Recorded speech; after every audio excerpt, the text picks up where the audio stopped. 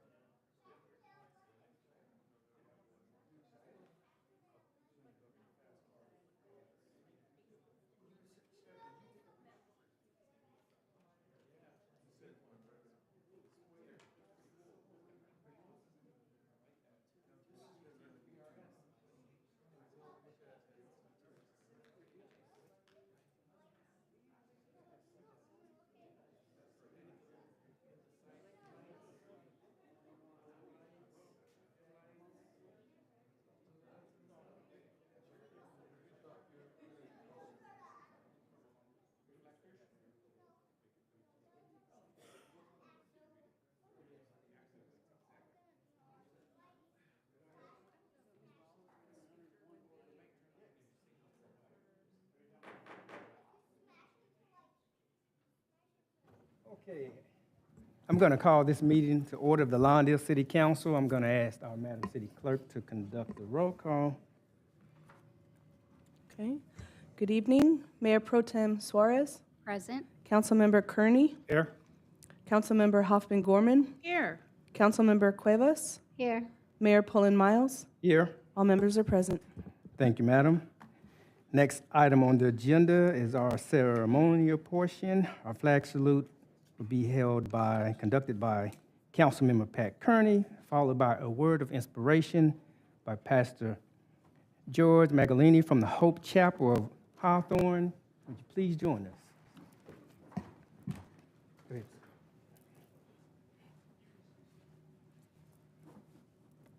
Please stand, place your right hand over your heart, and repeat along with me. I pledge allegiance to the flag of the United States of America and to the republic for which it stands, one nation, under God, indivisible, with liberty and justice for all. Please remain standing. Good evening, Mayor, Mayor Pro Tem, Council, staff, everyone. Just a scripture and a brief prayer tonight. The scripture's from Proverbs 3, 5, and 6. It says, "Trust in the Lord with all your heart. Don't lean on your own understanding. In all your ways acknowledge him, and he will direct your paths." Let's pray. Father, we do want to acknowledge you this evening. We do thank you for your presence, and we thank you for this special city that's on your heart, the heart of the South Bay, Lawndale. We thank you for your grace upon every citizen, Lord, and we thank you for all the good things that the city is experiencing. We give you the glory because every good thing proceeds from you, the peace, the protection, the prosperity. We give you the glory. We ask special blessings on all our citizens, particularly our senior citizens. Pray that you protect them, Lord, and provide for them. Our children, protect them. And as they're going back to school, we thank you for your angels assigned to them. We thank you for being with them every moment of every day. We thank you, Lord, for our first responders. We thank you for their heart to serve and protect. We pray that you cover them as they serve and protect us. Lord, we commit this meeting to you. We thank you for wisdom dispensed upon your servants. Pray every decision would be made according to your wisdom and will. I personally pray this in Jesus' name. Amen. Amen. Thank you, Pastor, for being here tonight. We appreciate you spending time with us and for your words of inspiration. Let's have our public safety report. Let's hear from our captain of the Los Angeles County Sheriff's Department, Captain Nicole Palomino. Yes, ma'am.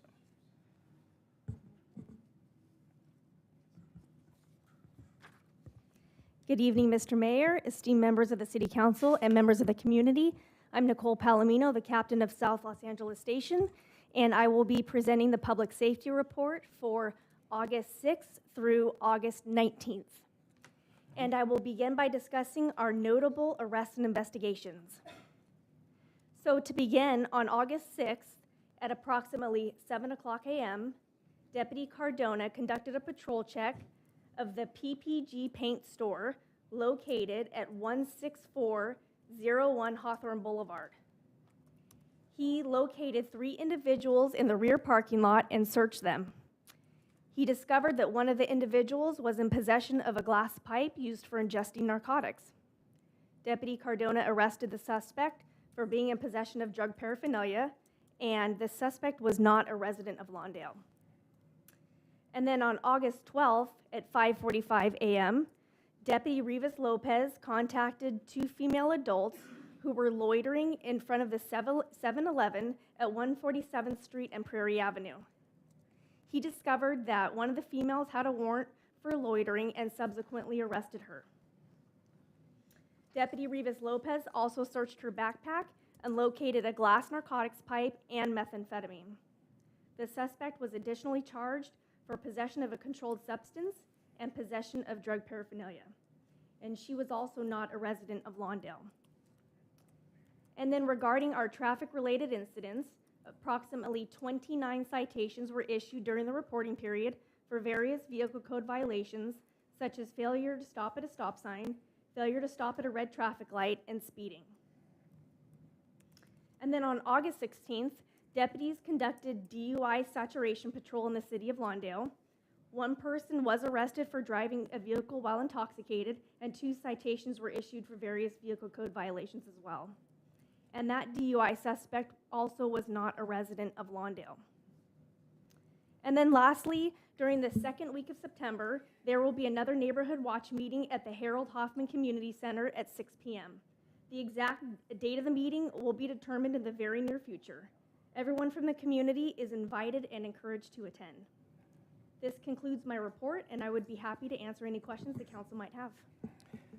Thank you, Captain, for the report. Let's hear some comments. Let's hear from Bernadette Suarez. Anyone else want to ask any questions can hit the button. Yes, ma'am.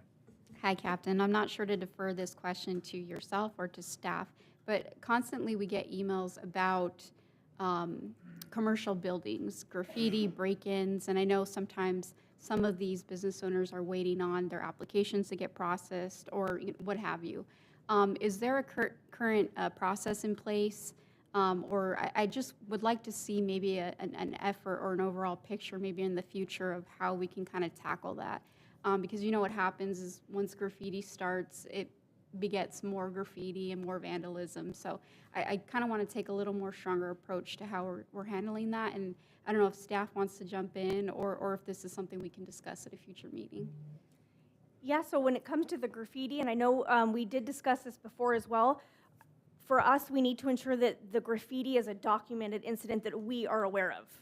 So that's a big deal for us to know that this crime had occurred and that it's documented, and that gives us an opportunity to actually look for the suspect. You know, and hopefully with some of these incidents, there is video footage of the suspects. And are we requesting that from the business owners for if they have video footage? Yes, so if we go to a vandalism call for service and we take a report, we will check to see if there's surveillance footage, absolutely. Okay, and then my next question would be more to staff.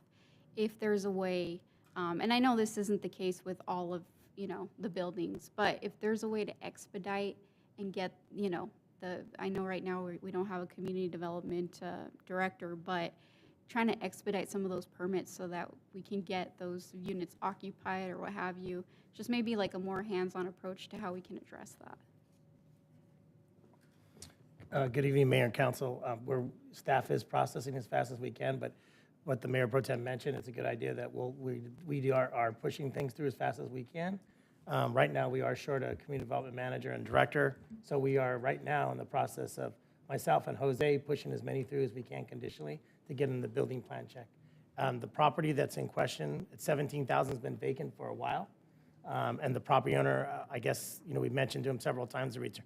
I don't know if he turned it into the sheriff's or not, but he's had some etching issues as well as some other vacant buildings have had etching issues, which causes major damage, and to the windows, they have to replace them. So we did turn it over to the sheriff. I'm not sure on that property owner if they've turned it in over the number of times they've been hit. I will check to see what we have on file for reports for him. Yeah, and this wasn't specific. It just seems to be a reoccurring issue. And so that's why I wanted to see if there's an approach we could take that would alleviate some of that. Any other issues? Like you're about to say something. Okay, thank you for that report, Captain. Thank you. Thank you. Okay, very good.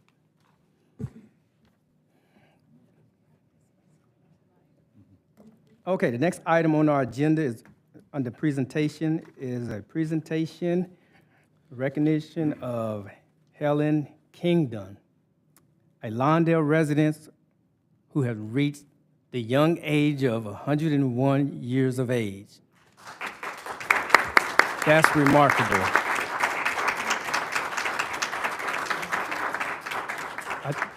Somebody may say, did you say 101? Yes, 101, and that is a blessing. And we want to recognize her tonight because it's not every day you wake up and you're 101 years of age. It's just not every day, and that is truly a blessing. And we just want to give her flowers. I have a little recognition. I just want to read a little narrative here before we present Miss Helen with these flowers. Certificate of recognition presented to Helen Kingdon, celebrating 101 years of life. Here tonight, we're here to honor Helen Kingdon, who celebrated her 101-year birthday on July 14th. Born in 1923, Helen came to California from Missouri. In 1942, to support the war efforts and to make better money. She was one of Rosie's Rivetor's women who supported the war efforts in various ways. That's right. That is definitely worth a hand clap. She worked for Northrop in Hawthorne, where she met her husband, Frederick, and they married in 1944. Now get this, they bought their first house shortly in Lawndale for about $5,000. You're right, 5,000. You're like, wait, that's a lot of money. $5,000. Their home became a center of activities for their family as their family grew. Their son, Rick, born in 1946, went to Lawndale High School and graduating in 1964. Their son, Steve, was born in 1948. There you go. And was a Lawndale High School graduate in the class of 1966. Yeah. Helen's husband died in 1979, but she continued to work, now at Frito-Lay, for many years. Helen has 5 grandchildren: Joshua, Justin, Kevin, Stephanie, Devin, and 4 great-grandchildren: Cora, River, Casey, and Jamie. Yeah, there you go, Jamie. I would like to invite Miss Helen in front of the podium along with her family that's here tonight to celebrate her 101 years of life. Please join us at the podium and with a round of applause.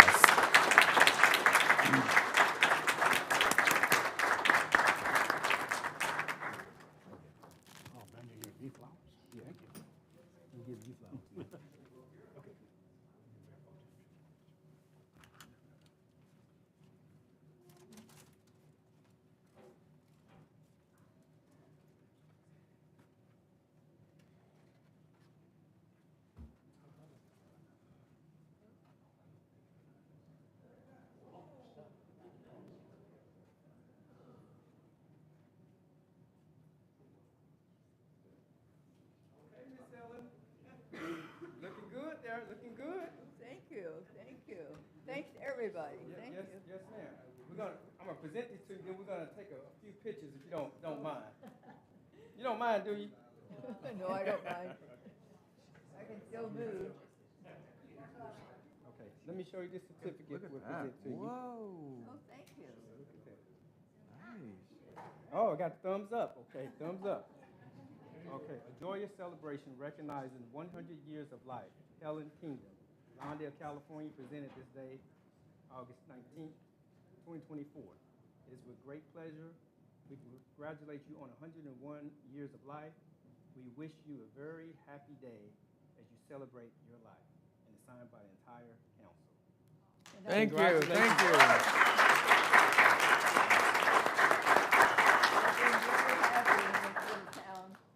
For years and years and years, so. And we want to present you with these flowers. smell That's what it's. I can smell them right here. Yeah. I'll carry this. It's nice. Okay. Very nice. Thank you. Happy birthday and congratulations. Well, thank let's you. Let's take a photo with it, and then Yeah, then here's yeah. that. Right in here. Face No, you can stay there, but just that way. Yeah, there you go. Hold them down so they can see my Oh face. yeah. There's one look in your face. Yes, ma'am. All right, give me a second. I'm starting to count down. Real beautiful.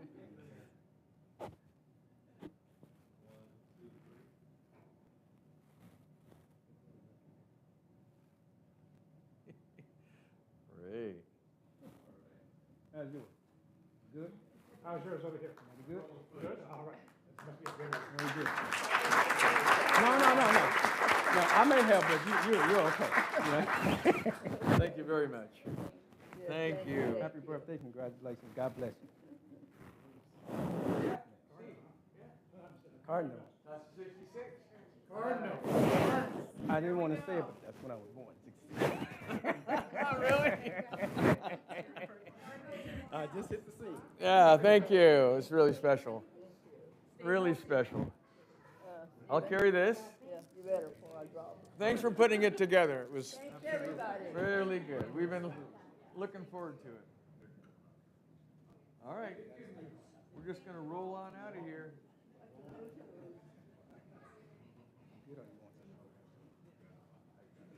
Thank you, thank you. I was going to help her out. We got it.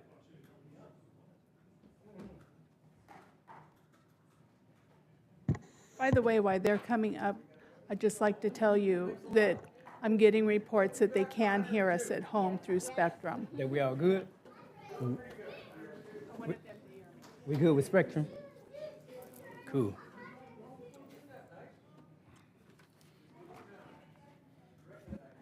Okay, we're giving a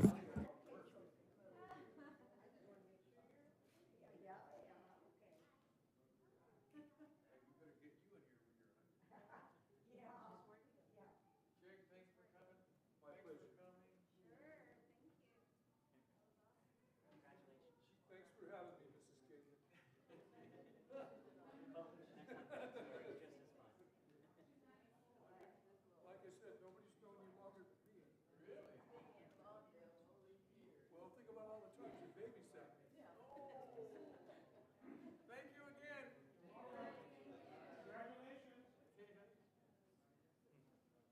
Maybe I'll be back when I'm 102. I hope you're all still here. You will be in spirit. Thank you. If you do that, we'll sing Onward Cardinals. Or Hell Lawndale High. There we go. I know the words, but yeah.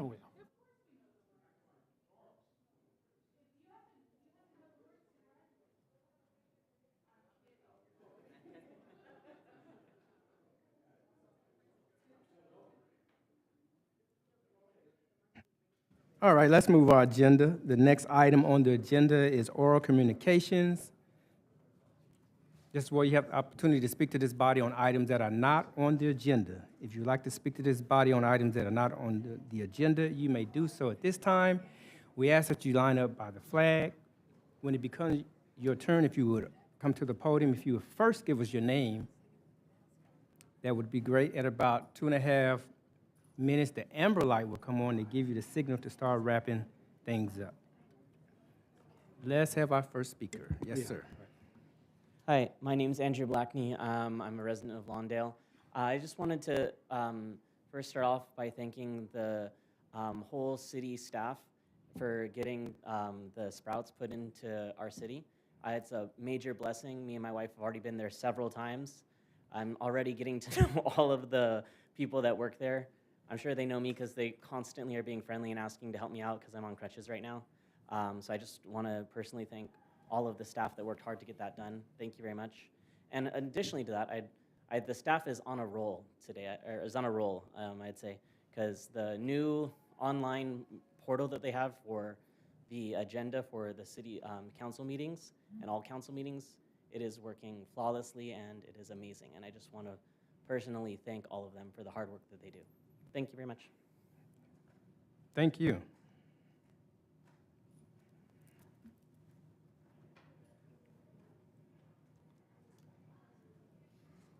Good evening, Dina, Lawndale resident. I see that the Sprouts has opened up. It looks good. I try to drive through there to see it, but the parking lot was jammed, which is awesome. But my other thing is, if I'm correct, are they going to build a Starbucks on the corner, in the corner part of the lot? Because I just find that ridiculous. That lot isn't that big.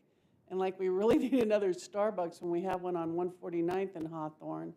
So is this the way the city wants to go, with a bunch of Starbucks? Because then there's other Starbucks right down the street. I mean, what's with the Starbucks, thing? That's the way the economy wants to go, is just nothing but Starbucks on every corner. Anyway, I was also concerned about what's going on with the Alper cameras. Haven't heard anything more. Are they up and running? Where we at? And also, God bless Helen, 101. I've got an original neighbor too, just hit 95 on Friday. So it's awesome to see these strong women here still hanging in there. Thank you. Thank you. Yes, sir.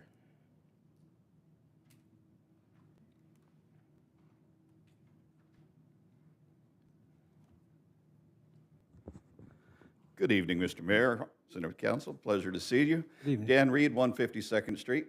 Just come down to speak to you this evening in regards to Santa's Sleigh. I'm president of the South Bay 25 Club, and just want to put out to our residents, we're still around. We're gearing up for this year's season, and let folks know. For those that don't know us, we're a nonprofit organization here, dues-paying members only, and we operate off of donations from the community. And we're revamping the sleigh a little bit this year. We work in partnership with the school districts, getting kids out for volunteerism and hours when they come out and come around the city. So we typically reach between 2,000 and 3,000 children. We did just under 3,000 last year, and we're looking forward to another wonderful season. And to quote previous president, that is a very good thing. Thank you. Okay, at this time, I'll close oral communications and bring up the diocese for any comments from the council. Let's hear from Ms. Cuevas. No, thank you, everybody, for coming out and speaking. Yes, ma'am. Ms. Hoffman-Gorman. I too would just like to thank everybody, like to Andrew and Deanna and Dina both mentioned. I'm excited about Sprouts as well. And as far as the Starbucks goes, Mr. City Manager, would you like to kind of give an idea where it is? Because it's not exactly out on the corner, so. Thank you, Mayor, Council. It's located on the northwest corner of Rosecrans and Buren Avenue, and it's been approved by the Planning Commission, and it's slated to open next year. It's going to start the plan check process in October, and that deal for allow the Starbucks on that site was contingent of the Sprouts coming in. A lot of people don't know in the land use development game, they don't make their money on the large box retailer that goes in or store. They make their money in the outpads. So in order to make that deal all happen for the Sprouts, we had to work with them to allow the Starbucks on the site. Thank you, that's all I have. Okay, Mr. Pat Kearney. And I just have one question for Michael Reyes about the cameras that Dina brought up. Yes, sir. Good evening, Councilman Kearney. Good question. I did speak with Sergeant Smith this morning about the automatic license plate reader cameras, and I confirmed with Captain Palomino a few minutes ago they will be installed on Monday. Okay, thank you. And I want to thank the three individuals who got up to speak. Thank you. Thank you, sir. Pass it on. Okay, back to you. Ms. Suarez. I just want to thank everybody that came out tonight. I have nothing to say, but thank you for the positive feedback. I, too, want to thank everyone who came out tonight, and thank you, Mr. Daniel Reed, for giving us an update on the Santa Sleigh in the South Bay. That is a wonderful program. You don't have to sell anyone on that program. The kids and the family really enjoy, coming out with the Santa Sleigh program. So I want to thank you for continuing that and for heading up that program, that organization that does such a wonderful job. And emphasize that you guys operate on donations. You can't underscore that anymore. So kind of get the hint. Donations, so help them keep that going. So thank you so much. Also, I will comment just briefly on the Sprouts as well. Thank you, Ms. Andrew and Ms. Dana, for commenting about the Sprouts. We are excited that Sprouts is located here in the city of Lawndale. It takes a lot for a company such as Sprouts to decide to locate in a particular city, because they have scouts that goes out and they do all kinds of studies or what have you, and we wish them much success and welcome to the Lawndale family. With that, that's all I have under our communications. One more thing. Yeah, one more item. I forgot to mention Santa Sleigh. Angel Tree this year is December 6th. So Santa Sleigh starts on the 9th and it goes through the 19th, because Santa doesn't work on the weekends because Mrs. Claus needs him back at the North Pole. But we're going for the 9th to the 19th touring the city. 9th through the 19th. Yes. Okay. Got it. Okay. Okay, that's it. Okay, with that, we're going to move our agenda. The next item on the agenda is the consent calendar. I do have one item on the consent calendar before we move approval, or if that is going to be the desire of this board, but anyone else want to speak on the consent calendar? Yes, ma'am, Ms. Suarez. Thank you, Mr. Mayor. I had a question regarding the accounts payable register. I think at the last meeting I had asked about the credit card and what those payments are issued towards. So I was wondering, because I didn't see it on this agenda outlined, so I'm wondering if that's in the process of being included and where we're at with that. Yeah, thank you, Mayor and Council. It is in process. I think by next council meeting, we'll have something, more details on there for those charges. So, yeah. Okay, and just for, to disclose, I'm going to be voting no on that, just until I can see those charges. So if you could pull that separately. Okay. We can just make a note that your vote for that is no, should you vote yes on the remainder of the calendar. Okay, I wanted to point out before we move on with the consideration of the consent calendar, the South Bay Investment Board report. I want to highlight two items on their report that I think is worthy of mentioning separately. And one is their career services work-based learning program. They report for this quarter that under the contract that they have, the South Bay Workforce Investment Board, this year, 2023-24, they was able to serve over 100 students were trained in this program for work readiness, and for the total of 123 students was placed in internships and apprenticeships. This is important because, of course, here, we have a great relationship with the South Bay Workforce Investment Board, but more importantly, the service that they provide for our students, preparing them for the workforce for when they graduate from school, needs to be recognized, and they do such a wonderful job. So I'm glad to see that they had 123 students that was placed in internships or apprenticeship program. I also want to bring to your attention that the South Bay Workforce Investment Board is currently, hold on, that might be my wife. Let me put her on pause. I'll talk to her.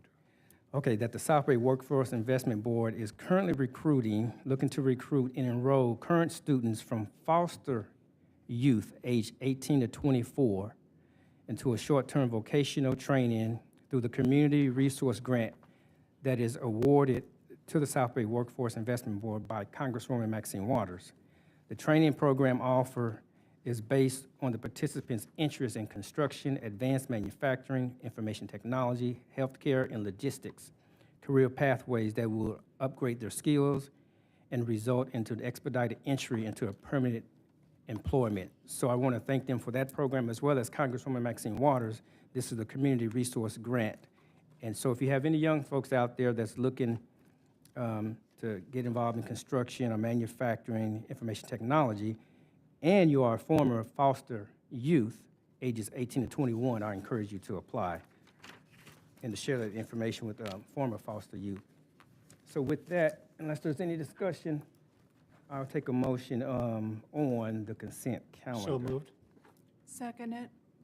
Okay, so the motion's been made by Kearney that we move the consent calendar, seconded by Hoffman-Gorman. Any discussion on the motion? Seeing none, with the council, please vote. Our screen didn't move. Yeah, we got something that we're working on here, Okay. the clerk and I. Yeah. There you go.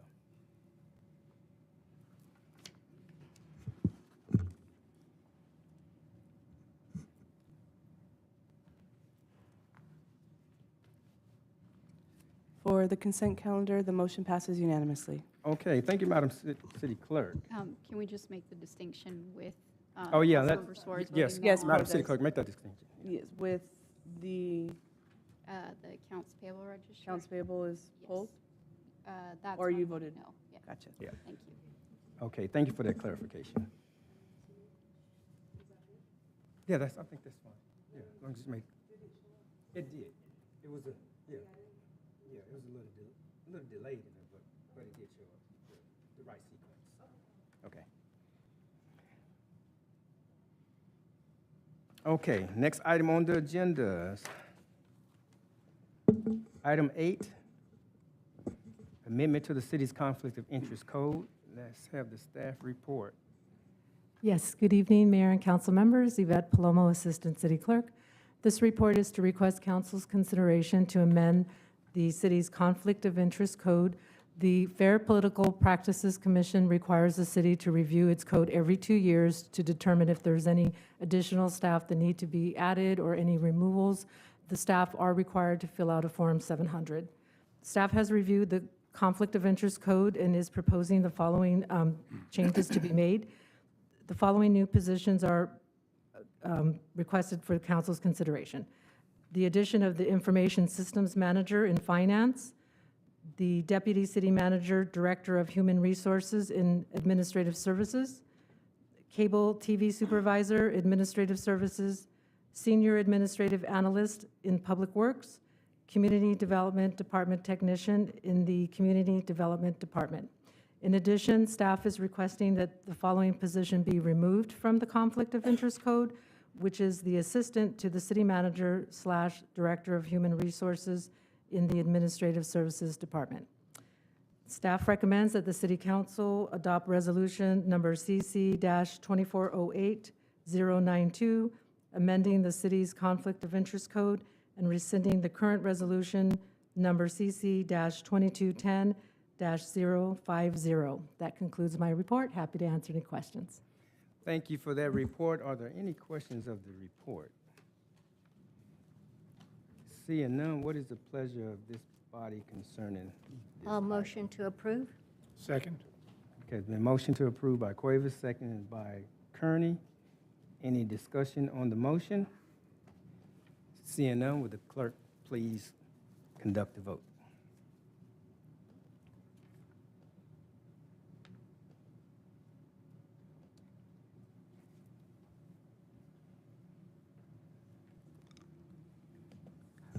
For item number 8A, the motion passes unanimously. Thank you, Madam City Clerk. Next item on the agenda, 8B, a request to renew a contract with SPCA for animal care services. Good evening, Mr. Mayor and distinguished members of the City Council. Thank you for this opportunity to speak with you this evening.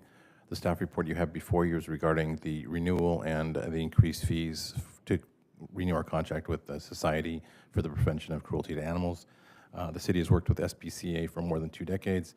We have a beneficial and prosperous relationship with them currently. As a result of rising costs for animal care, they are being forced to raise their fees. City staff have worked for several months to get this reduced. We've considered many options, including taking on dead animals and channeling that out to a second agency at a cheaper cost, but that would require us to keep dead animals in the city for lengthy periods of time. Additionally, we did seek out other agencies that would take us on, but unfortunately none of the agencies that are currently in this area are willing to take on new clients. So as a result, we are kind of limited in our choices. SPCA still is very convenient, and they do have a very low cost in terms of other agencies, roughly costing us about $8 a day per animal. We are taking about 600 animals a year to them right now. Staff does recommend that we renew this contract at the increased fee, but we do plan on looking for other agencies in the meantime. And I'm here to answer any questions if you have any. Okay, thank you for that report. Okay, Ms. Cuevas, you have a question on the report? On the report, it says we exceeded the 55 animal count that we're allowed. How does that work? Well, there was never a threshold before. That's something they've added to the contract this year. On average, we're bringing them about 50 animals. Twice this year, we went above. In fact, we went very high. We brought them 79 animals one month and 99 another month. So that was part of the reasons that they had to raise their fees. We did clarify that we want to make sure that the animals that are being brought to them are, in fact, Lawndale residents. We do know some of the peripheral streets on the borders of Lawndale the people there call us to pick up their animals in El Camino Village and things like that. We refuse, and then we realize they call themselves to SPCA. SPCA says, sure, come on, bring it in. And then they take the animals, which increases our intakes for non-residents. So we made clarifications that in the new contract, all intakes will be done by city staff 7 days a week. They can call us, we'll verify the address, and we confirm that there are no non-residents getting resident-only services. In addition to that, we are shortening the day from 6 days hold period to a 3-day hold period. That means after 3 days, they can adopt the animal out. Before they're holding it for 6 days, and we were doing that so that residents who were on vacation, and if their dogs got loose or escaped, that they could get their dog back before it was adopted out. To save costs by shortening it into 3 days, they can get rid of the animal sooner and have less cost for themselves. Also, oh, go ahead, sorry. Sorry, about that, the shortening of the days. If you're on vacation and your animal gets loose, if you're on a week vacation. Yeah, that's true. That is one of the things we negotiated for. On the other hand, if the animal's just a stray, it'll be adoptable that much faster. We couldn't say how many animals are actually loose, especially if they're not registered. We do know a lot of residents don't register their dogs as they should. So the first thing we do when we take any animals, we check them for microchips and we check them for registration. If we see that they're registered to an owner, we return the animal right away. The SPCA doesn't get involved. The only animals we bring to them are strays. Okay. And then in that count, is it the animals that are dead? Or is that Yeah, the intake separate? number is dead and live animals. So it's about 20% to 80% ratio. Okay, thank you. Okay, thank you. Pat Kearney. It says that increase is because of housing. If you've ever been to the SPCA over in Yukon, that hasn't changed in years, so I don't know what they're saying housing. And my question, I have a suspicion about the 6 days or 3 days. If they're not adopted in 3 days, what happens to them? They get euthanized? No, nothing. It's a no-kill shelter or low-kill shelter. But they'll just have to keep them. So they have some dogs. Unfortunately, that's part of the rising cost is that a lot of dogs are just not getting adopted from shelters. People are going with pure breeds or buying them from breeders rather than going for strays and things like that. So if an animal stays alive for 5 years in their custody, they're paying for 5 years of housing, medicine, sheltering for that animal. So that's why their costs are going up. And like many agencies that do animal intake, they do rely quite a bit on charitable donations. SPC is a national company, and they do have commercials, and they get quite a bit of funding from donations, but they can't really rely on that. So that's why they're increasing fees across the board. And again, myself and the city attorney did review these. We weren't happy with a lot of these increases, and we are going to look for alternatives. We have reached out to the county for their services. They aren't taking anybody on, but they did give us their guarantee that as soon as openings arise, they'll consider taking us on. So has a thought ever crossed your mind about caging them here and then once a week take them down to county? Can we do that? That was one of the discussions Sean and I had. As I said, keeping a live animal in kenneling is fairly expensive. We'd have to bring in staff members to do the kenneling. We'd have to do the adoptions. We'd have to feed them, get them medicated, take them for walks. A lot of the staff at SPCA is volunteers, so we can't really compete with that cost because we'd have to pay staff. The 2 animal officers that we have right now wouldn't be able to do 7 days a week coverage like we get with SPCA. Or that'd be all they'd be doing. They'd be just working and kenneling dogs and walking them and things like that. But that was one of the considerations. Also a consideration was we can do our own dead intake. We would just buy a commercial freezer. We'd put it at either MSD or Public Works, but then we would be keeping dead animals for, if we arrange to have 2 pickups a week, Mondays and Thursdays, let's say, and we got a dead animal on Friday, it would be sitting until Monday in the freezer. Not a big deal. A lot of cities do that. I've worked in cities that have done that, but it wasn't a tremendous savings. Plus, we would have to buy a commercial freezer to do that. But again, the bigger issue is that you'd have dead animals just being stored in the city 365 days a year. Okay, because wasn't it a animal shelter, SPCA, that had their animals got in contact with some kind of bacteria and they had to ship the animals out? Recently? Not too recently, but they do get diseases. There are diseases that affect pets, and they're aware of it. I don't know if SPCA was the only one that had the viruses that affect dogs, but they do rotate dogs out. And currently, when they can adopt them here, they will rotate the animals that we bring them to the other SPCA facilities, hoping that a new audience will like that particular dog. But they do house animals for quite a while if they don't find adopted homes. Okay. Thank you, Mike. Thanks, sir. Thanks, Robert. So you did answer one of the questions that I had, and that question was concerning the, what happens after the 3-day adoption period has lapsed, and you've indicated that they keep them. So this is not really a true 3-day program if they. The 3-day hold is just to hold them. For 3 days they won't adopt the animal out. They won't put it on the floor. They'll just feed it and then you house it. adopt them out. Yeah, but they were doing it. They were holding them for 6 days at our request. That was one of the reasons they felt their costs were going up. By shortening it to 3 days, it means on the 3rd day they can adopt it out. But no animals are put down. Healthy animals are kept alive. So if no one wants a particular dog, that dog might stay its entire life at SPCA. Oh, that was going to be my question. Yeah, and the that dog will was stay there. Okay, so no one adopts the dog; it actually stays there. Right. Yeah. Oh, wow. None of the animals are put down. Okay. And you've mentioned that, and I read the staff report, and I know this is the only option we have at this time, which of course, we're not happy about the increase.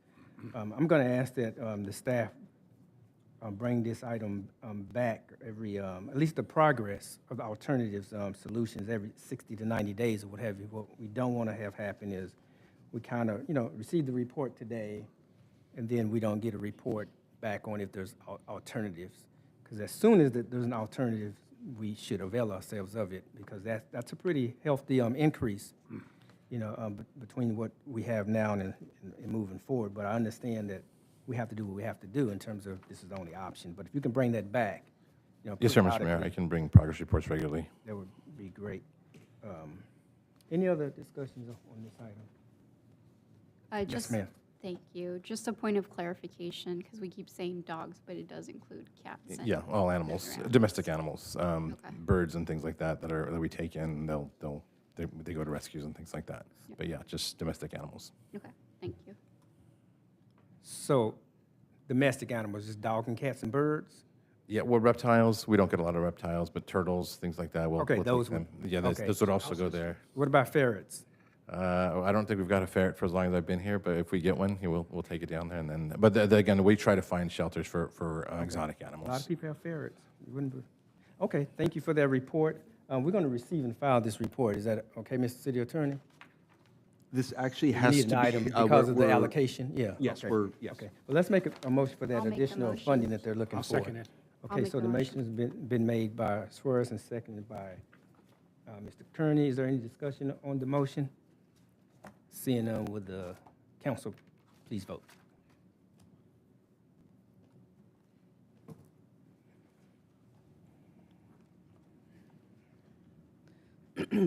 For item number 8B, the motion passes unanimously.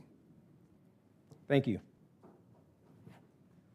Next item, approval of a memorandum of understanding with the Centinela Valley High School District. Good evening, Mayor and Council. Jason Minner, Community Services Director.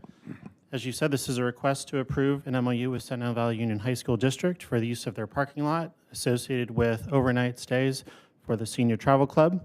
A brief history: back in 1995, when the Senior Travel Club started, they would plan about 4 trips a year that required the overnight parking. There was an additional 8 trips that were typically one-day trips, so they would park here in the Civic Center. The overnight trips were used for parking at the Lloyd Continuation High School parking lot, where they'd been for a number of years. Due to recent renovations at Lawndale High School near the Lloyd Continuation School, the district was forced to start implementing a policy that would have charged a few $1,000s for each of the overnight trips. Staff immediately started working with the staff from the school district about trying to find, some way to continue to offer that parking opportunity.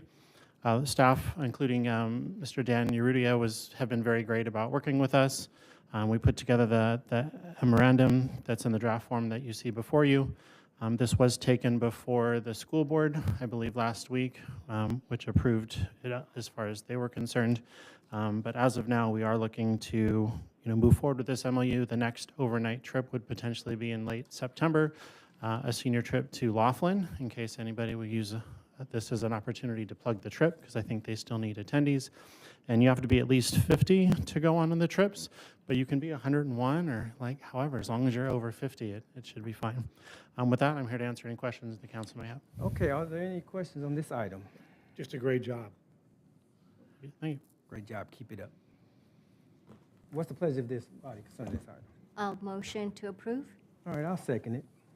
Second. So the motion's been made by Ms. Cuevas and seconded by Pullen Miles that we accept the staff report. Any discussion on the motion? I think we could really take this to unanimous consent, probably. All right.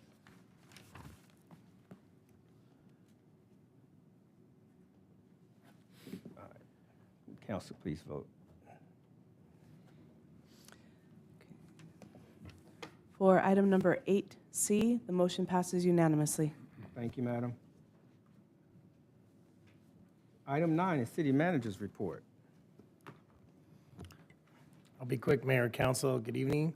Tonight, I'd like to, we're pleased to announce the selection of Luis Rodriguez, our new Director of Public Works, and City Engineer for the City of Lawndale Public Works Department.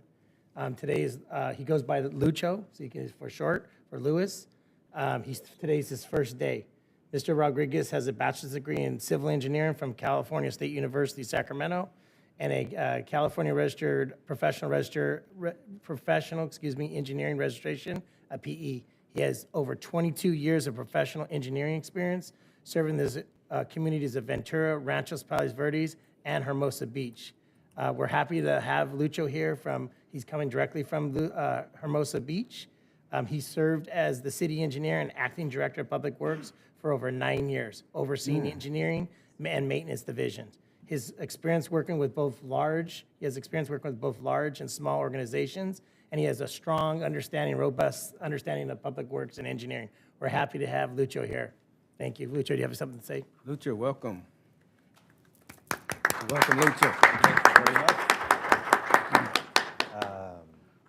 I'm really glad to be here. Thank you for the opportunity, and looking forward to serving the community, and we're here to get things done. Thank you. Welcome aboard. Welcome to the heart of the South Bay, Lawndale. Thank you. Okay, Mr. City Manager, That concludes my report, Mayor and Council. Thank you. Okay, very nice.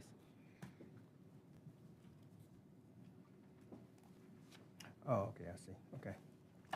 Next item is item 10A is discussion of the South Bay Council of Governments regarding their fees and services requested by Councilman Pat Kearney. So let's open up with Councilmember Kearney. I just have concerns because the last month I've been online and there's no regional planner on their website. And I don't know if there is one, because the last time our past manager tried calling, she was informed that there is none, that Ms. Bacharach and somebody else was handling it. And my question is, do they have the degrees, the knowledge, the input to be planners? And if not, then I would like to have this agendized for the next meeting and ask for a refund of last year when the planner left. And I don't see any this year, so the first 2 months of this fiscal year. So I'd like to bring that back in the next meeting for more discussion. Okay. Yes, ma'am. Let's hear from Ms. Flores. Hi. So I would like to ask a couple questions. You brought up that they tried calling the COG and were given that answer. Correct. Who called? What did they Jarrett. ask? Okay, can you let me know, because I had asked for clarification on this. Okay. And they had looked at the website and, from what I understand, didn't attempt to reach out to the COG. We have Jackie here, so I don't know if she can let us know if anyone's actually ever reached out to her.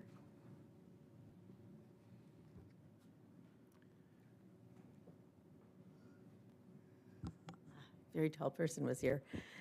Thank you very much.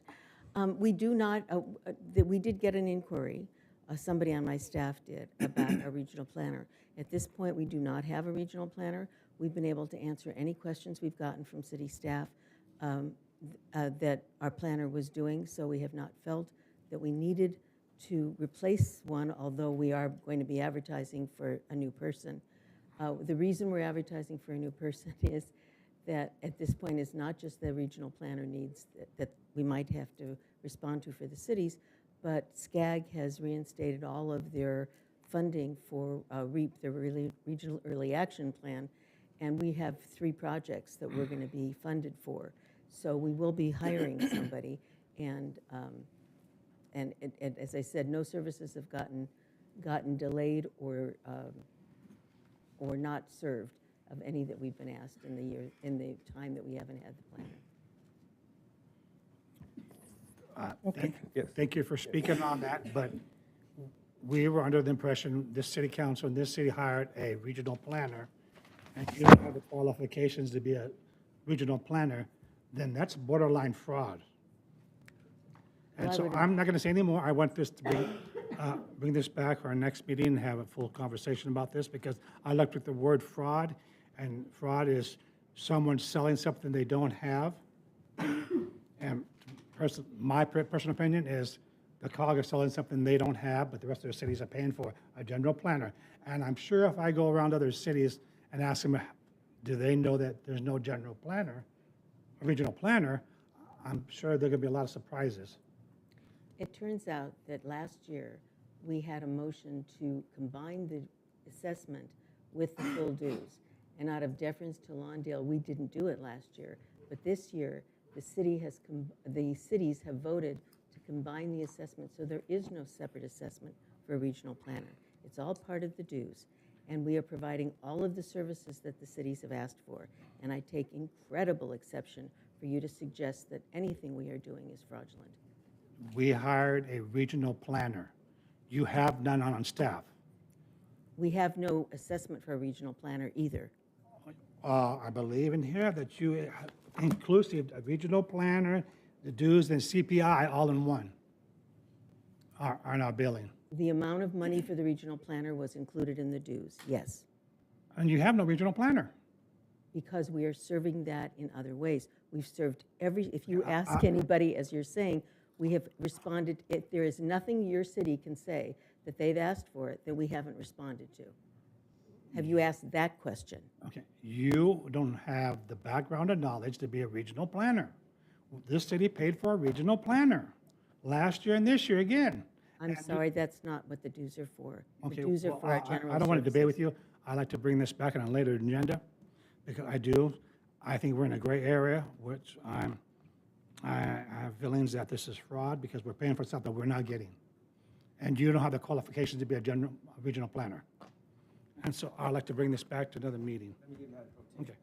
Okay, so I want to address a few comments because I think it's very disheartening to refer to Jackie as unqualified.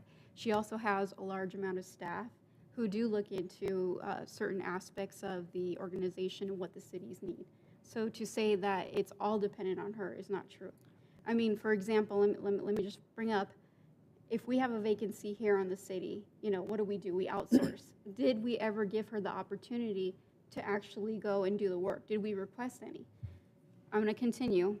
I looked up our meeting minutes from March 30th, and there were very explicit instructions from a majority of the council for staff to utilize the COG and its resources.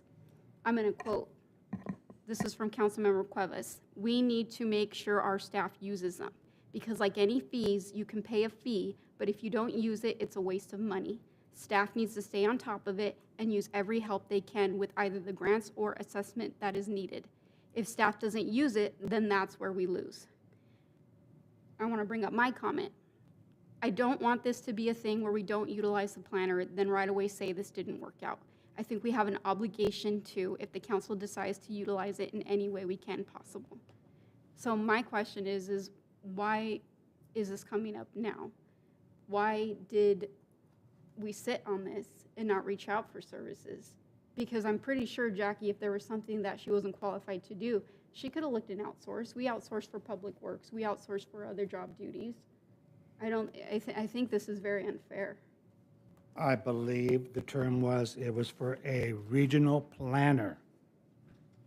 That is a title, It's for the services. that for a we- regional planner. Yes, but did staff reach out I and don't see ask any for regional services? planner on their website. But why didn't staff reach out and ask for the services? That's my question. If we're paying $3,000, that should have been the first thing is asked, hey, where's your regional planner? Hey, can we still get these services? And I believe Ms. Jared reached out a second time and she found out there was no regional planner. He or she moved on to greener pastures. There was no question. We were never asked a question, so they didn't know if we could answer it or not. You're saying they called up and said, do you have a regional planner? We said, at this time we don't, but we can answer your questions. No one asked us a question. And again, we're paying for a regional planner. I'm sorry, we haven't. Not a we haven't question used the answered. planner. You're Well, I'd like to- I'd you're like to paying bring for the this back because- services, and you didn't ask to use them. You didn't, I agree, because we're paying this amount of dues. And we even discussed at the time for that person to assist with grant writing, to bring more funds to the city. COG has a lot of resources for funds, Measure M, Measure R, which we've used, millions of dollars of it. And so my question is you can't just assume because you see a vacancy post online that you don't ask for your services, whether it needs to be outsourced or whatnot. That might be true, but some of that Measure M and some of that Measure R money is designated for the city of Lawndale, and all they are is what's what I'm looking for. That's not true. It's designated for the region, and then the cities vote on which city or jurisdiction gets to use those funds. So it's a pot. I disagree, because I know Measure M money is designated for the city of Lawndale. They're a clearinghouse. It's designated for, all they do is filter the money into the city of Lawndale. I'm sorry, you get your own local return, but we get a regional pot, and we have a call for projects. You have to apply for our money. It is not coming just to you. It has to be applied for. I disagree with that one, but anyway. So why don't we do this? Sound like you need more information. I get the point that you're making, as well as the point that the pro temp is making, as well as Ms. Backrack. So you want to bring back some information? Want to Yes. tables and bring back with more information? More or- information. Well, All sides. can I ask a Do question? that. Yes, ma'am. Can I ask our city manager why the COG wasn't reached out to? I know our community development director is no longer here, but I want to me, it was very clear at the March 20th meeting, 2023, the direction that council gave. And so I guess my question is, because this was a hot topic, because we knew that this was a very divided issue, however, a majority of the council voted that they wanted to go through with it. I guess my question is, why wasn't the COG reached out to? Yeah, I'll answer that. Thanks, Mayor, Council. Since I have extensive experience and background in land use, and I am a certified planner, AICP for many years, it's a unique difference. A regional planner that works on regional projects, like statistical analysis, traffic analysis, larger. Our staff, the majority of our work comprised in the city of Lawndale, Michael Reyes is sitting right there, is code enforcement related. It relates to codes specifically to Lawndale, work that staff have to be trained to work on specifically for Lawndale. There might be some regional work. Jared reached out at one time for some wall information from other cities, I think, and then found out, I'm not sure of the dates, but when we can reach out to the COG, we do. When we can't, we don't. There's no need to reach out to the COG. Our stuff is very specific to Lawndale. Illegal expansions, ADUs, whatnot. They're all code cases. They go through Greg's office, Mr. Reyes' office. It's an extensive detailed work outline that we have, and it's not something a regional planner can help us on unless there's some kind of code update or things that we're changing or something related to water or traffic. Then we would reach out to or arena numbers, that's another one. But specifically for the work, the day-to-day work that goes on in community development, my understanding, it's not needed. And when it was needed, I guess there wasn't a planner there. It's my understanding. Yes, ma'am. Okay. My question specifically was, why didn't staff reach out? because on that meeting, 3 of us voted for it. That's a council majority. That's clear direction on what we expect. Also, even though Councilmember Hoffman Gorman voted no, I'm going to quote, I want to see some black and white numbers. If we are moving forward, there ought to be some record keeping so that I know that I'm getting my dollars worth at the end of this year. I think we should take up Jackie on what she said and meet up with the planner. Jackie also said at that meeting, if you'd like, I'd like to meet with your community development director and the city manager and our planner so that we can talk about what the needs of Lawndale are, so that we had clear direction. And I'm going to quote it again because I specifically said I don't want this to be a thing where we don't utilize the planner and then right away say this didn't work out. To me, it seems as though only one person's directive was followed versus a majority of us. I'm just very disappointed that we wasted taxpayer dollars by not following up. I just have one question, just a point, and I'll get you just a point of clarification. Was there a planner available during this period that was on your staff that was available? We didn't have a planner available on our staff, but we have a lot of consultant services that we would call on. For example, when your city manager mentions the ADU, we did a report and analysis for the entire region about ADUs, where they are, who's in them. That's the kind of work that we can share with the rest of the South Bay so that you can model your ordinances maybe to change something that you might be doing to encourage them or to understand what some of the barriers are.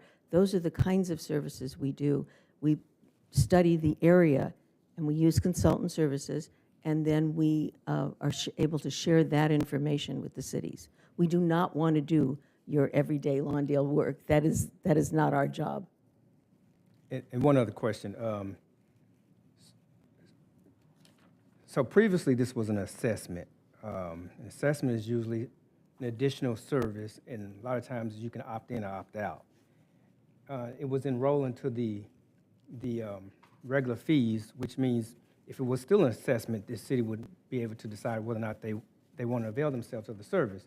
But seeing that it's part of the regular fees now, I'm wondering, and I just don't remember, were we notified that this was going to be the case? Oh, absolutely.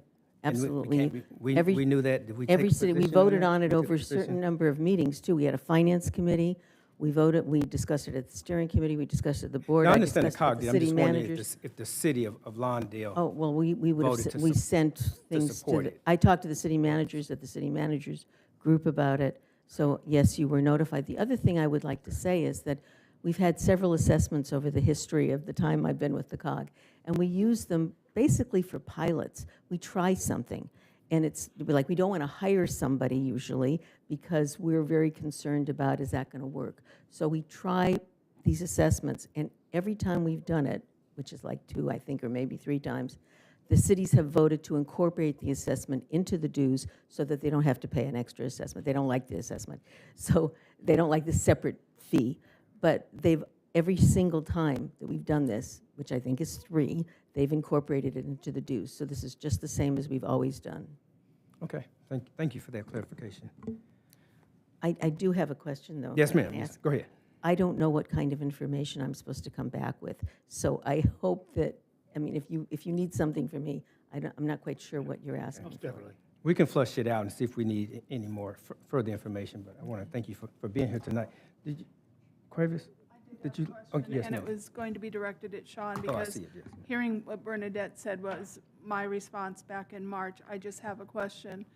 Sean, can you tell me, because hearing that, obviously, I wanted to know what in the city, a regional planner, what type of jobs we could have possibly used them on in the last year that we could not provide here within City Hall.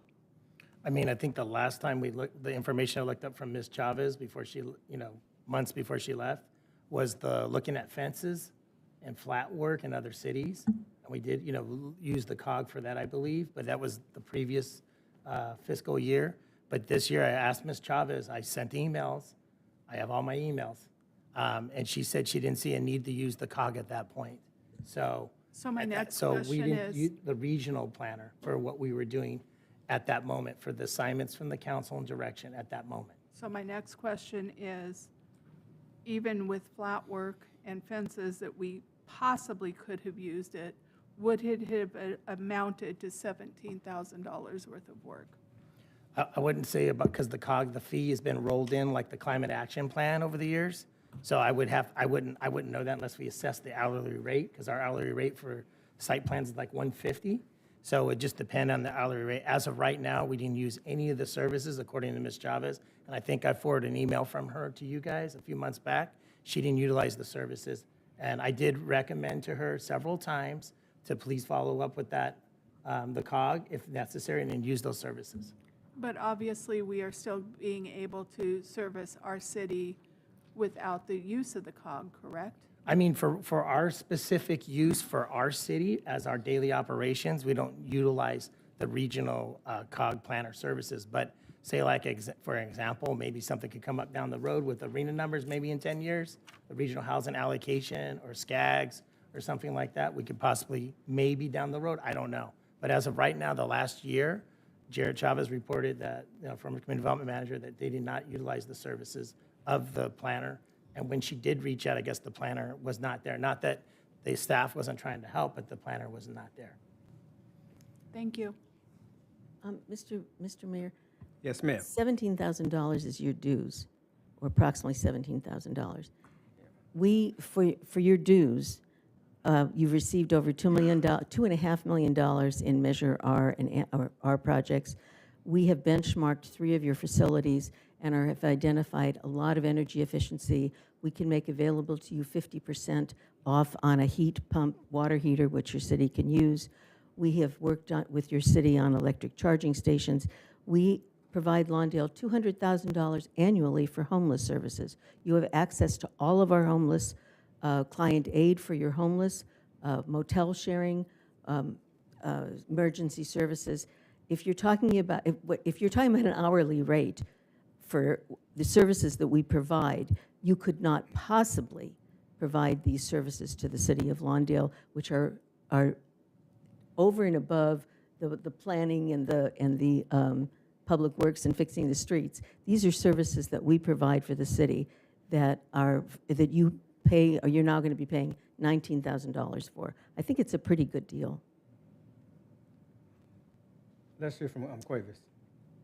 My understanding, your organization also will help us with grants if we go and chat with you guys about certain grants, if we need it for the traffic study and all that. Well, if it's a transportation grant, we would ask you to apply for Measure M funds or Measure R funds, and we could help with that. So we definitely have funding to help with those. And that's from the bigger pot. It's not from the portion that the city is given. Every city gets local return funds from Metro, and then we get money on top of that we are able to allocate to cities based on applications that we receive. What's your selection as far as, let's say, Redondo Beach and Manhattan and then Torrance? How do you select what amount goes where? Well, we've been very, very lucky in the past that we've had enough money from Metro that any project that applied and that met the criteria, Metro's criteria, we've been able to fund. But it's interesting you should ask, because right now we are getting short of funds. Cities have a lot of projects, and so we are in the middle right now of working with our cities to reevaluate the criteria that we're going to be using to select those projects. And we just had a meeting on August 14th. We're going to be talking about the criteria, and we're going to be bringing that to the board. We want each city to evaluate it so that and one thing that's extremely important is going to be geographic equity. We really want to make sure everybody gets a share of the funds. Right now, it's a little bit out of whack, basically because of Inglewood and their needs for their entertainment center. So we're really very anxious to fund other cities should you come in with an application. So we have to go to you, you don't come to us. Well, Is that- you don't, is- yeah, is you have to identify We your have needs to- to us. okay. We don't know your needs, so, and if, hopefully it's a sub-regional project or a project, it has to meet the criteria as well. Okay. And that goes along with any projects that we have, and we think that we could use your funds, or the funds that the COG has. Well, we have certain dedicated funds. We have a dedicated transportation funds, dedicated homeless funds. We don't really, if you have a land use issue, it's going to be a little harder for us to do that because we don't have dedicated land use funds. Okay. Ms. Flores. No, I just want to piggyback of what I said earlier. And just to make sure that, this is a learning experience, that 3 council members voted and explicitly gave the instructions to use the planner. So to not use the planner is in direct opposite of what the council directed. I'm even going to quote you, Robert, or Mayor Paul Miles, that we totally utilize it, we evaluate it, we haven't gotten a benefit because we haven't paid the assessment. Because things are going well today, that doesn't mean that things can't go better, or you can't augment services that will increase productivity and services in the city. We all aim to do that at the lowest cost possible. So that's all I'm going to say on it. Yeah, that's why, and as we wrap up the discussion, I wanted to bring it back to the discussion. The discussion was really on the planning service, not calling into question the service in general that's provided by the COG, because we know the COG does some wonderful things and wonderful partners in terms of making sure that we receive our allocations of certain grants that's coming down from Metro, the states, federal, or what have you, and then we definitely appreciate that. So the issue here is really the planner issue, and was there a planner available that we can avail ourselves of? It sounded like to me the short answer, at least from the city manager, is that there was no work to be had for which we needed an outside planner. And second, there was no outside planner from the COG to do the work. Now, obviously, the COG could contract, with someone else or what have you, and so can the city of Lawndale, contract with someone to do some planning services if we, felt the need that we didn't have the capacity to do so. But the question was really, was there a planner for which we were able to, if we needed the work, was a planner there for us to do the work? Was a planner available for us to do the work? That's really the question. Now, the notion that we never called or what have you, you wouldn't call if you didn't think that you need the work. If you was doing it all in-house or what have you, and it wasn't something that you believe that the COG could take care of through the planner, I don't think you would call. It doesn't hurt, and that's a valid question. You could think about it like the fire department. We're there. If you have a question, we can answer the question. And if we didn't have the planner, we would get the answer for you. I got you. We had an ADU consultant, a fantastic land use planner that was doing work for us. It's not like we were without resources. And I'm not going to object that you didn't call. It's just that it was a service that was available. No, I made a note. I make a note of that. Thank you. Mm-hmm. Yes, ma'am. No, I just want to liken it to, you wouldn't tell a resident that, oh, our planning department director's out, you can't pull permits. And they're not going to ask for a refund on their taxpayer dollars that funds that position. So it's kind of, to me, the same thing is sometimes you're left without staff. And especially in this economy, as we know, it's really hard to hire some of these personnel. It's very competitive. And so my thing is I think that there was clear direction given, and I think that was totally disregarded, and that's my issue. I'll take that point. Is there any other discussion on this item? Well, it's like going in to buy a Cadillac and you go up to pick your car up and you get a Volkswagen. You paid for a Cadillac, but you're getting a Volkswagen. But we're getting out of hand. We're having a meeting before the meeting. All I wanted to do is bring this back on a future agenda to discuss it. Okay, we shall do that. Okay, I want to thank you, Thank you, Jim. Ms. Backer, for for coming tonight and sharing that with information with us. Thank you. I hope when you bring it back to discuss it, you will let us know if you need any information from us, but I Absolutely, wouldn't know what to bring. before we bring it back, Right, thank you. we'll do that as well. Yes, ma'am. Just one last comment, because I don't know how we could have graded the service quality when we never even reached out. So, but that's just me. Okay, that was a robust discussion that needed to be had. So thank everyone for participating in that discussion. We will bring this item back for more discussion and on this item at a future date. Meanwhile, we will move our agenda. Let's see, where are we on the agenda? We're on 10B, Mayor and City Council reports. Anything you would like to share? Let's start with Ms. Cuevas. Hi, Ms. Cuevas. Alrighty. I did attend the South Bay COG Homeless Task Force through Zoom on August 7th. There was a presentation by A Sense of Home. It's an organization that helps furnish housing for those that are low income. It's a very nice program. It takes about $9,000 to furnish a small apartment, and this is a nonprofit organization. These are people that are being housed, that are homeless, being housed, and they furnish their loft or whatever small unit they get. I also attended the Sprout Market ribbon cutting ceremony at 6:30 in the morning. It was well attended. I was told there were people waiting since 4:30 in the morning to be the first 100 to get a little bag. A lot of our residents were there, and for the past couple of weeks, since they opened, I've seen that parking lot full. And our neighbors walking with their little bags, the recycling bags, or little wagons. So it's a hit. And thank you to staff for bringing them into our city.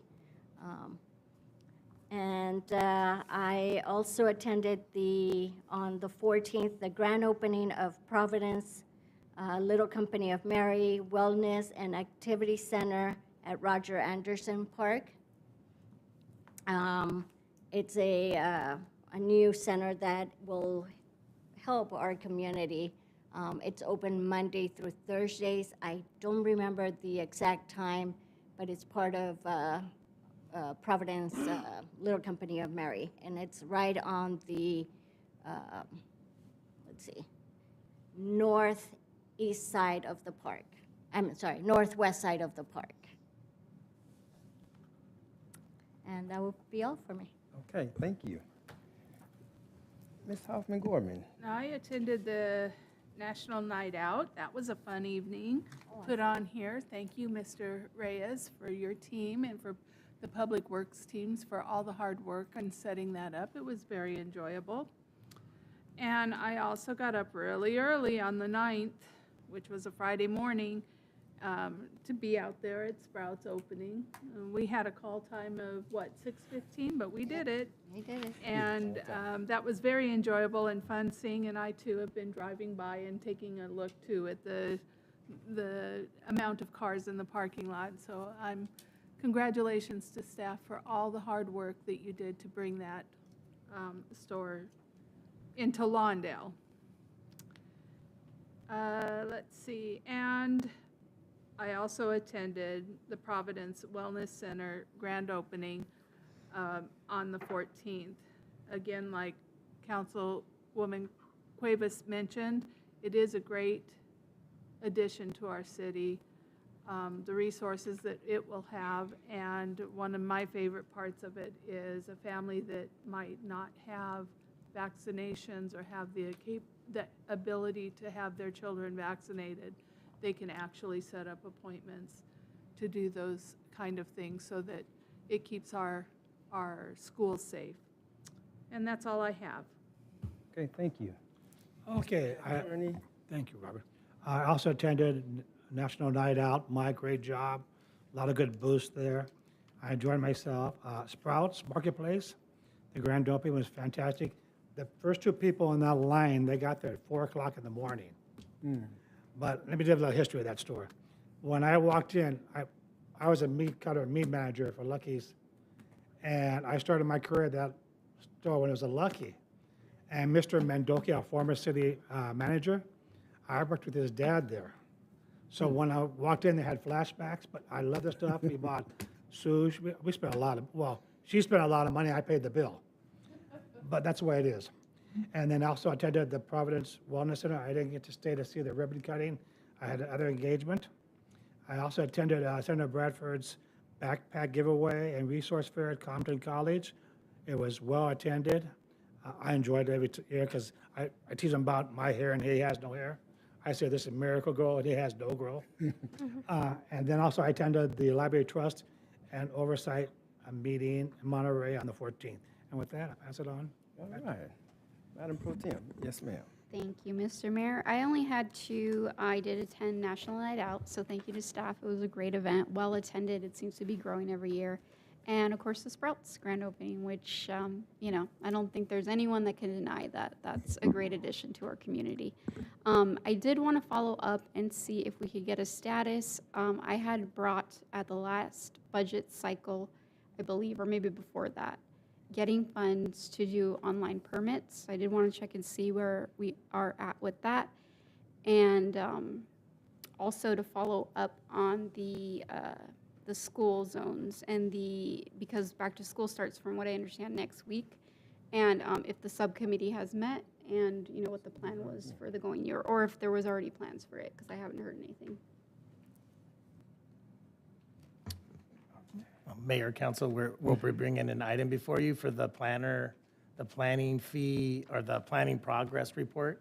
We met with City View. We're going to add that process on, as well as add on, and this will be a good test run for the rest of the departments that are on City View. So we're bringing that forward next council meeting, hopefully, and as well as the pay online. So we're going to try that in ComDev, see if that works out, and then we'll move it to Public Works, and then we'll move it to MSD went off City View. They have a separate system. So we're testing to see if they stay with that system. Some staff are mixed up on the new system they have versus going back to City View. So then we'll be able to bring MSD on board finally too with City View. So, but the first test is to bring the project planning progress report where people can log on to a portal. They can look at where their project's at and they can determine where they're at. And it's free of charge. And then they can also be able to pay their fees online too. So we'll be bringing that next meeting. And then the other item, I'm sorry, Mayor Pro Tem, was the...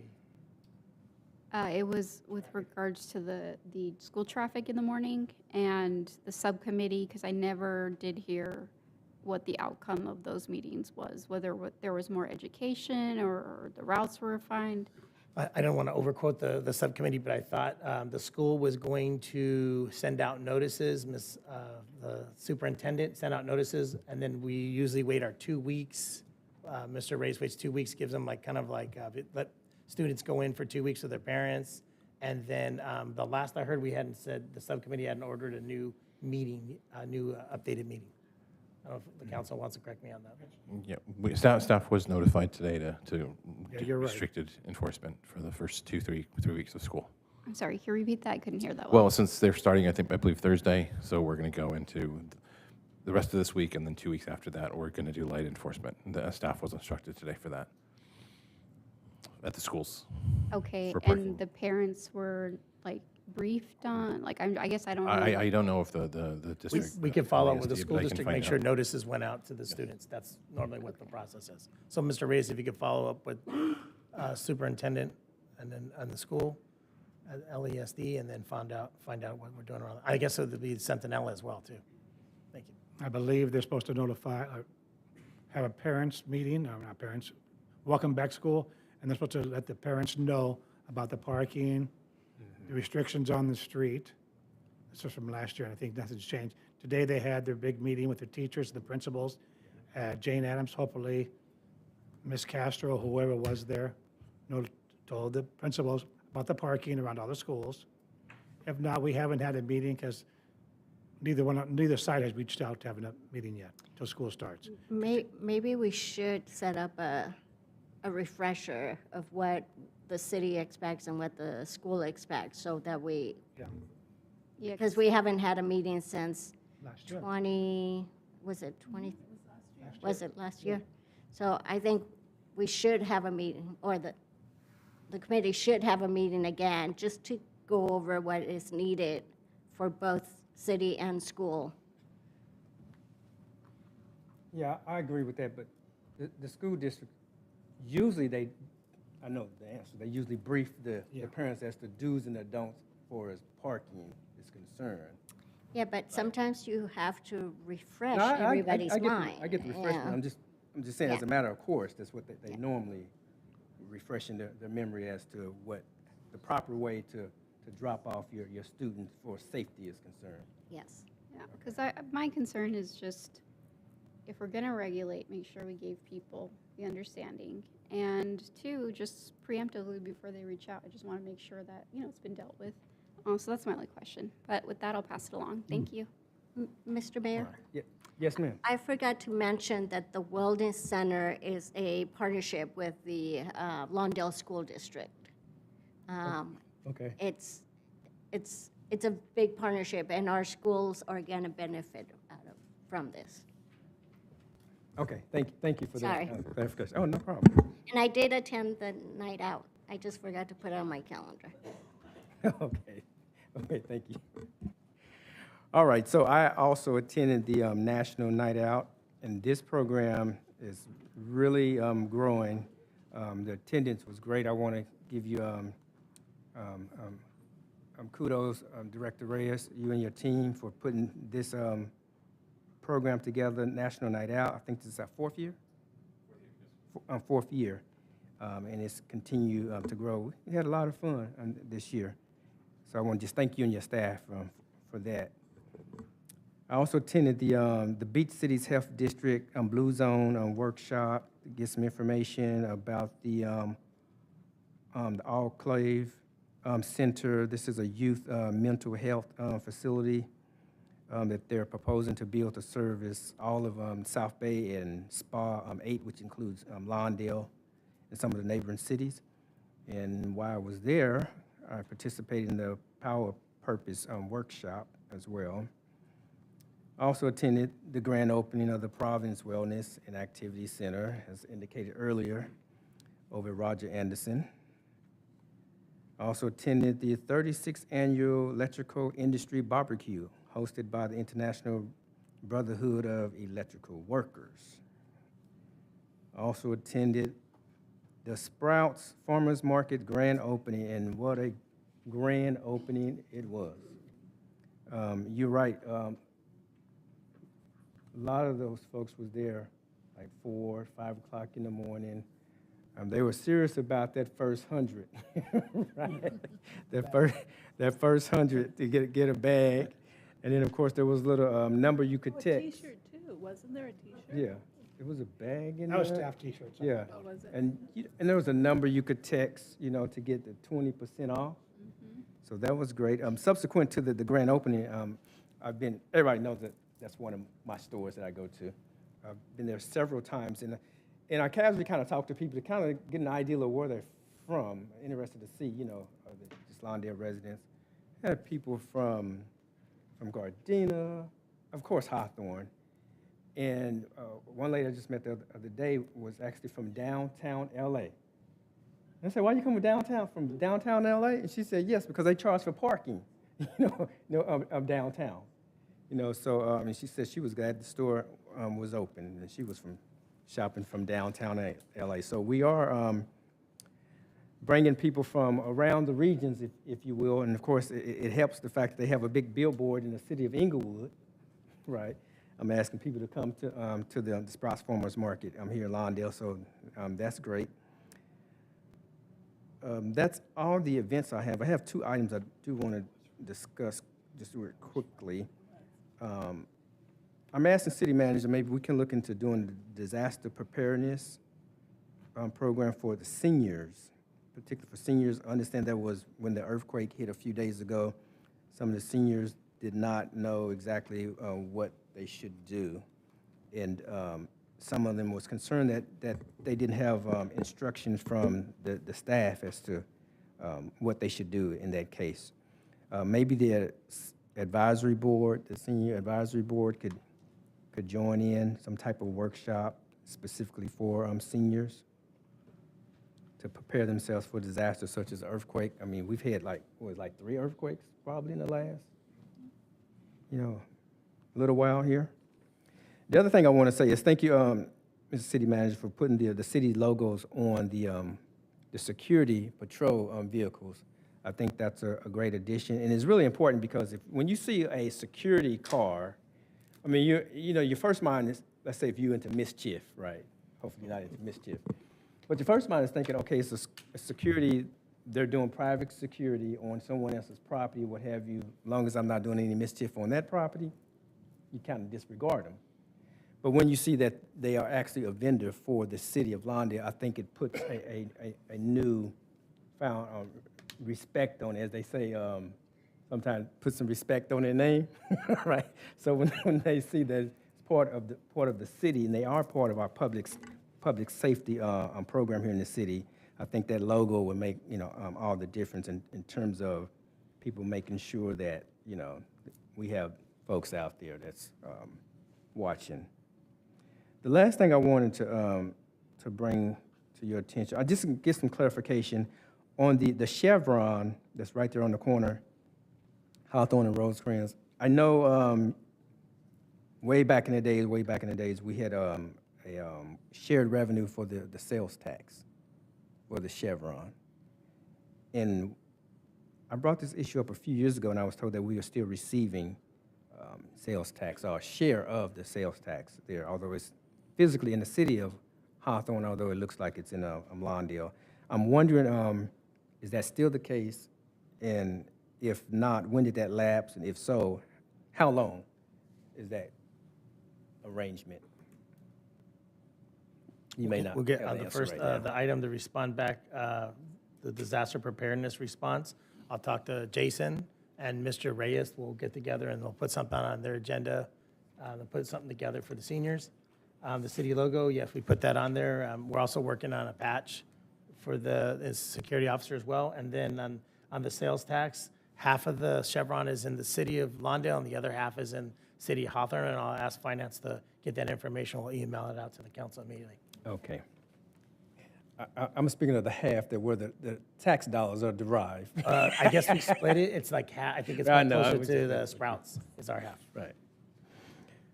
Okay, with that, thank you, Ms. City Manager. That's all I have on the mayor and city council members' reports. That's item 10B. The next item is adjournment. The next regularly scheduled meeting of Lawndale City Council is scheduled for September 2nd. Wait a minute, hold on. The regular meeting that was scheduled to be held September 2nd was canceled by the City Council on June 3rd. The next regularly scheduled meeting of the Lawndale City Council will be held at 6:30 p.m. Monday, September 16th. In these here chambers, it is now 8:05 and we are adjourned. Job.